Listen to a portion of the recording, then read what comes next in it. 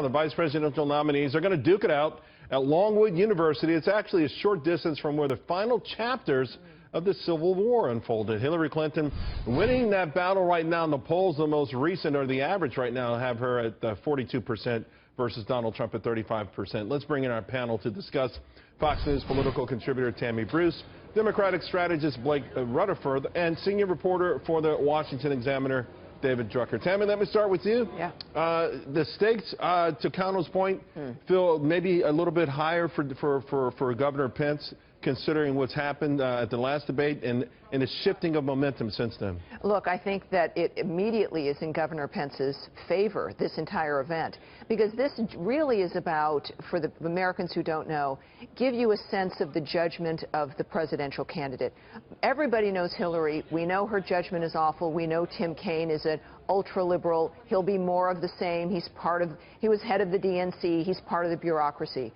Donald Trump is out there. People still want to get to know him and about his judgment, and they're going to make a judgment call based on his choice of Mike Pence. He's going to be very impressive. He has a talk radio background and television. He knows what he's doing. So you're saying Mike Pence is going to be selling Mike Pence rather than Mike Pence selling and defending Donald Trump? No, he's selling Donald Trump's judgment that he is that good. At the same time, his big job tonight is to prosecute Hillary. We know the FBI won't do it. Hillary has to be prosecuted. That is what he needs to do, what didn't happen in the first presidential debate, and make it clear to the American people the problem that is Hillary Clinton. You know, Blake, to Tammy's point, Hillary's dodged quite a few bullets, and we just saw a press conference with her where more of the same sort of softballs, but that can lure you into a sense of false security. She's got a lot of pep in her step, and she's got that shimmy going full time now, but could that actually backfire on her? Well, I don't think it's going to backfire on her. I think the challenge tonight for Mike Pence is to come up with a better performance than Donald Trump could ever possibly put together. His first debate was a disaster, so all eyes are, of course, going to be on Mike Pence. He has to find a way to explain Donald Trump's very bad week, and he's got to find a way to help the Trump campaign. The Trump campaign is sliding. They're sliding in Florida. They're sliding in Pennsylvania. They're headed in the wrong direction, and there's not a lot of time left. So, yes, Tammy's right. This is a big moment for Mike Pence, but not in nearly as positive a way as she thinks. Pence has a very tall order tonight and a very difficult job. David, again, this is going to certainly be one of the most watched vice presidential debates. How do you see it unfolding? What are the keys for you? Well, look, what's different about this debate than the presidential debates is these two gentlemen are defending their nominees. They're advocating for their nominees. This is not about them. And usually these vice presidential debates are a window into whether either is qualified for the presidency if they would need to step in. But we already know that by and large these gentlemen are qualified. Governor Pence is a former congressman. Senator Kaine is a former governor. So they've got the resume and they've got the governing chops.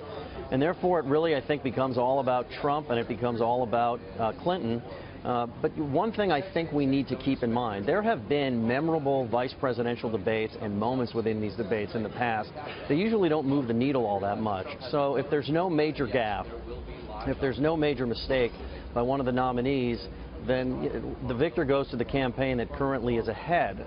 Really what you want to look forward to is Sunday night, the next presidential debate. Right. That's when this thing could really change again. But Tammy, you disagree. Well, look, I think that this is going to go to, again, it's set, the table is set for this to be beneficial to the Trump campaign because people are still learning, actually, about Donald Trump. And this is one of the evenings with which to do that. And no, Mike Pence is not going to spend the night defending Donald Trump. There's no reason to do that. He's going to go after Hillary Clinton. He must. They might want him to be defending Donald Trump, but that's a false construct, and Pence is not going to do it. He's going to make sure everybody knows what the problem is with that nominee and where he stands on some of the issues, which is a very good conservative, realistic point of view on many of our issues. There's a line that the Trump campaign has been using about Hillary Clinton focusing on petty things. Does Mike Pence take that baton and sort of bring it back to broader issues, broader pocketbook issues, foreign policy, the big broad strokes that we typically decide who the commander-in-chief is going to be? Well, in this faux press conference she had, she completely misrepresented, took out of context Mr. Trump's comments about our military and PTSD, and that's a very good example. Here's a woman who left 4 people to be murdered in Benghazi, then lied to those men's families, and she's going to take out of context Mr. Trump's sympathetic remarks about our military and PTSD.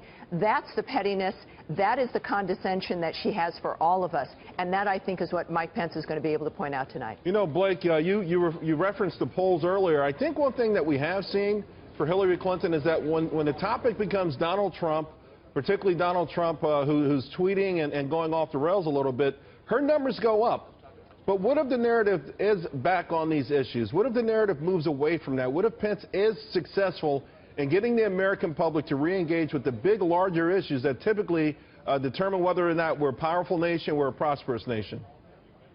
Well, certainly that's exactly what Mike Pence hopes happen. Unfortunately, his own worst enemy, Charles, right now is going to be Donald Trump, who's already said he's going to spend the entire debate tweeting. He should be in Florida or he should be in Pennsylvania campaigning. He shouldn't be hanging out on Twitter. So I don't think it's realistic for us to think about that this debate is going to end up that way, because Trump's going to say something ridiculous on Twitter. He does it every day. That's going to overshadow this debate, and that's what we're going to be talking about tomorrow. It'll be unfortunate if Mike Pence has a good night, because I don't think it's what's going to drive the headlines tomorrow morning if Donald Trump spends his whole night on Twitter. Well, and you could be right, but that's what's interesting. That's what the media would want to have be the point, as opposed to the larger policy issues. They want it. They'll stick also to the petty points that they think will distract. That's an excellent Well, then let me ask you this, David Donald Drucker.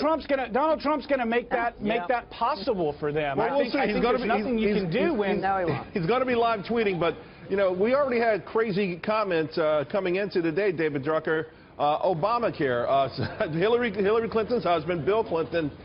You know, he made the case for anyone who thinks this is an unmitigated disaster, and every day more and more Americans do. I want you to take a listen to what she just had to say about it moments ago, because I got a feeling it's going to be a central issue tonight.